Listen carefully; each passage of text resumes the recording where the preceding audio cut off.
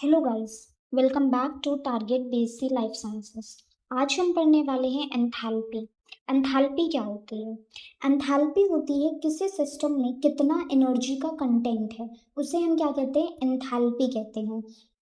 अगर एंथैल्पी हमें समझना है तो इस फॉर्मूले से हम बहुत इजीली समझ पाएंगे कि एंथैल्पी क्या होती है।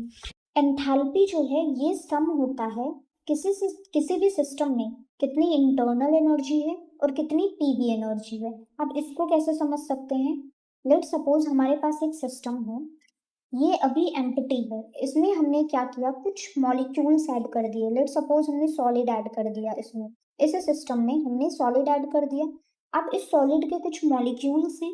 मॉलिक्यूल्स किससे बने होते हैं? एटम्स से बने होते हैं। एटम्स में क्या होता है? इलेक्ट्रॉन होता है, प्रोटॉन होता है। अब जो इलेक्ट्रॉन होगा वो ऑर्बिट में मूव कर रहा होगा, तो उस इलेक्ट्रॉन की कुछ काइनेटिक एनर्जी होगी। और यहाँ पे ये लोग अपनी पोजीशन हेल्ड करके बैठे हैं, तो इनकी कुछ पोटेंशियल एनर्जी होगी। तो उसी पोटेंशियल एनर्जी जो होती है, वही जो काइनेटिक एनर्जी होती है, इन्हीं को हम क्या कहते हैं कि ये किसी सिस्टम की इंटरनल एनर्जी है। तो एक इंटरनल एनर्जी हो गया। अब पीवी एनर्जी क्या होती है? किसी अभी ये जो सिस्टम हमने अज्यूम किया था, इसमें क्या किया हमने? इसमें अभी एम्प्टी स्पेस था। फिर उसके बाद हमने इसमें मॉलिक्यूल्स फिल किए सॉलिड के। तो इनको फिल करने के लिए जो प्रेशर, जिस प्रेशर पे इनको मेंटेन किया गया, इनको जो वॉल्यूम दिया गया, उसके लिए जो एनर्जी लगी, उसको हम पीवी एनर्जी कह रहे हैं। तो एंथैल्पी क्या होती है? एंथैल्पी है internal energy plus PV energy का सम। अब एंथैल्पी का कोई भी सिग्निफिकेंस नहीं होता, मतलब कि कभी भी हम एच जो है वो कैलकुलेट नहीं कर सकते। हमेशा हम चेंज इन एच कैलकुलेट करते हैं। ओके, इसे हम क्यों नहीं कैलकुलेट कर सकते? लाइक अगर हम ये देखें कि हम कितने इंटेलिजेंट हैं, तो हम कभी इसको मेजर नहीं कर सकते। हम बस कंपेयर कर सकते हैं। अगर दो बच्चों में पूछा जाए कौन इंटेलिजेंट है, तो हम उसको मेजर करके नहीं बता सकते। बट हाँ, अगर हम दोनों में कंपैरिजन करें कि किसके ज़्यादा मार्क्स आए या कौन ज़्यादा क्वेश्चन के आंसर कर पा रहा है, उसके बेसिस पे हम बता सकते हैं कि ये इसके कंपैरिजन में ज़्यादा इंटेलिजेंट है। तो हम डे एच मेजर कर सकते हैं, बट एच जो है उसको मेजर नहीं कर सकते। यहाँ पे अगर हम यहाँ पे सबका चेंज लेकर आते हैं, लाइक एच जो है उसको डेल एच कर सकते हैं। इंटरनल एनर्जी क्या हो जाएगी? Change in energy. पीवी क्या हो जाएगा? Change in PV. ठीक है, यहाँ पे U is the internal energy, P is the pressure, V is the volume. अगर अब यहाँ पे एक बात नोटिस करें तो यहाँ पे जो यू है ये एक स्टेट फंक्शन है, जो पीवी है ये भी एक स्टेट फंक्शन है। स्टेट फंक्शन का क्या मतलब होता है? स्टेट फंक्शन का मतलब होता है जो वैल्यू है सिस्टम की, वो सिर्फ फाइनल और इनिशियल स्टेट पे डिपेंड कर रही है। पाथ क्या फॉलो किया गया है उस पर डिपेंड नहीं कर रही। तो अगर ये सारी क्वांटिटीज स्टेट फंक्शन है, तो जो डेल एच है ये भी क्या हो जाएगा? एंथैल्पी भी एक स्टेट फंक्शन हो जाएगी। इसको और एक एग्जांपल से समझा जा सकता है। लेट सपोज यहाँ पे हमने ग्राफ प्लॉट किया, ये प्रेशर है, ये वॉल्यूम है। लेट सपोज यहाँ पे ए पोजीशन है, यहाँ पे ये बी है। एक सिस्टम जो है वो यहाँ इस इनिशियल स्टेट से इस फाइनल स्टेट पे गया, उसने ये वाला पाथ फॉलो किया। फिर ये वाला पाथ भी फॉलो कर सकता है जो सिस्टम है।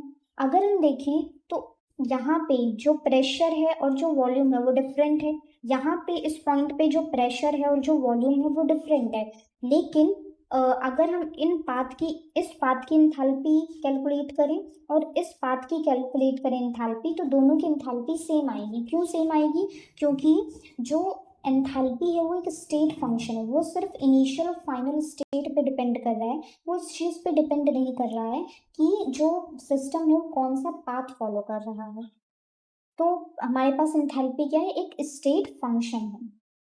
अब जैसा कि हमने फॉर्मूला पढ़ा, उसमें एंथैल्पी में क्या क्या आ रहा है? U, P and we.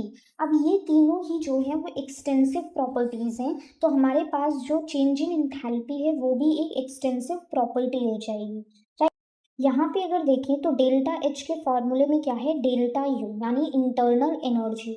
अगर हमने जो सिस्टम अज्यूम किया था उसमें जो हमने मॉलिक्यूल्स लिए थे उसका मैटर बढ़ा दें, तो हमारी जो इंटरनल एनर्जी है वो बढ़ जाएगी। क्यों? क्योंकि इनके बीच में अट्रैक्शन बढ़ेगा तो पोटेंशियल एनर्जी बढ़ेगी। तो इलेक्ट्रॉन्स बढ़ेंगे तो काइनेटिक एनर्जी बढ़ेगी। तो मॉलिक्यूल्स यानी मैटर के बढ़ाने की वजह से यहाँ पे इनकी जो इंटरनल एनर्जी है वो इंक्रीज कर रही है। तो इसका मतलब ये है कि इंटरनल एनर्जी अगर इंक्रीज करेगी तो यहाँ पे चेंज इन एंथैल्पी भी इंक्रीज करेगी। सो गाइस, जैसा कि हमने डेफिनेशन में पढ़ा था कि एंथैल्पी जो होती है वो हीट कंटेंट के बराबर होती है, इसको या फिर एनर्जी कंटेंट के बराबर होती है। इसको हम प्रूव कैसे कर सकते हैं?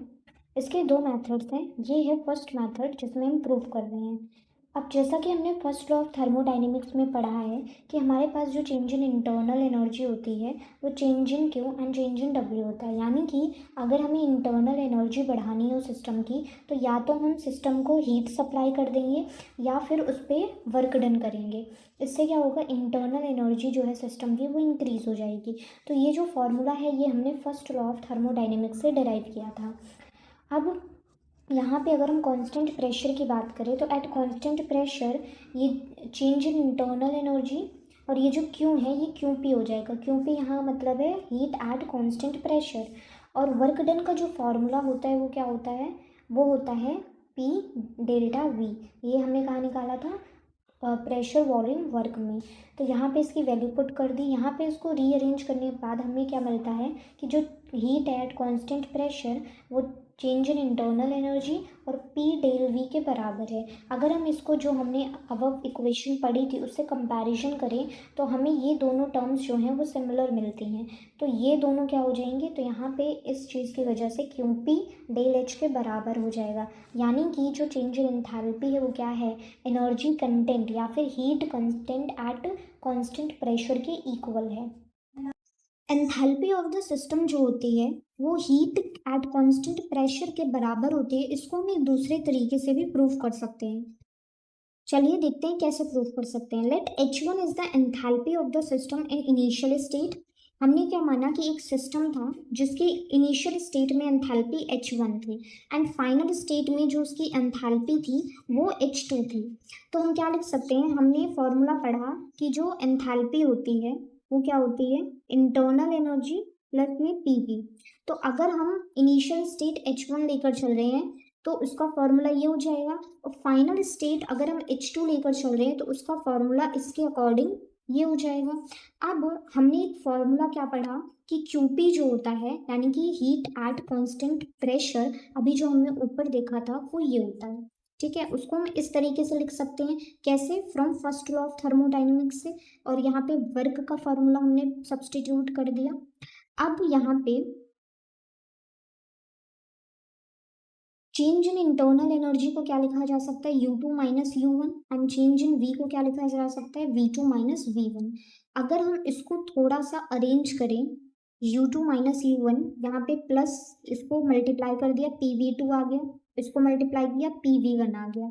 यहाँ पे U2 के साथ PV2 वाली टर्म्स, U1 के साथ PV1 वाली टर्म। ठीक है, यहाँ पे फिर क्या हुआ कि माइनस जो है इसमें कॉमन ले लिया। माइनस कॉमन लेने से क्या हुआ, ये वाली टर्म आई माइनस U1 प्लस PV1 आ गया। ठीक है, एक ये टर्म आई और एक ये टर्म आई। तो यहाँ पे ये वाली टर्म ऊपर क्या थी,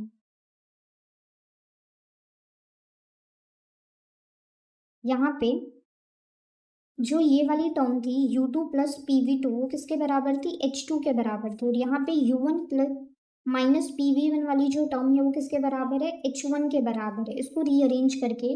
ठीक है, तो यानी कि यहाँ से क्या प्रूफ हुआ कि जो हीट है एट कांस्टेंट प्रेशर वो डेल एच यानी कि चेंज इन एंथैल्पी की बराबर है। तो the heat absorb in a process at constant pressure is equal to change in enthalpy. यहाँ से हमने सेकेंड टाइम प्रूफ कर दिया। गाइज ये डेरिवेशन बहुत ही ईजी है, अगर आप इसको एक बार खुद से ट्राई करेंगे तो बहुत ईजिली हो जाएगा। फिर भी अगर आपको कोई डाउट आता है तो आप कमेंट में पूछ सकते हैं। अब हम पढ़ते हैं important features of H. H means enthalpy. ये हम पढ़ चुके हैं, एंथैल्पी एक स्टेट फंक्शन है क्योंकि ये पाथ पे डिपेंड नहीं करती। एक्सटेंसिव प्रॉपर्टी है क्योंकि ये मैटर के डायरेक्टली प्रोपोर्शनल होती है। और हम ये भी पढ़ चुके हैं कि हम कभी भी एब्सोल्यूट वैल्यू ऑफ एंथैल्पी नहीं निकाल सकते, बट हम चेंज इन एंथैल्पी कैलकुलेट कर सकते हैं। That's all for this video guys, मिलते हैं नेक्स्ट वीडियो में। Thank you so much.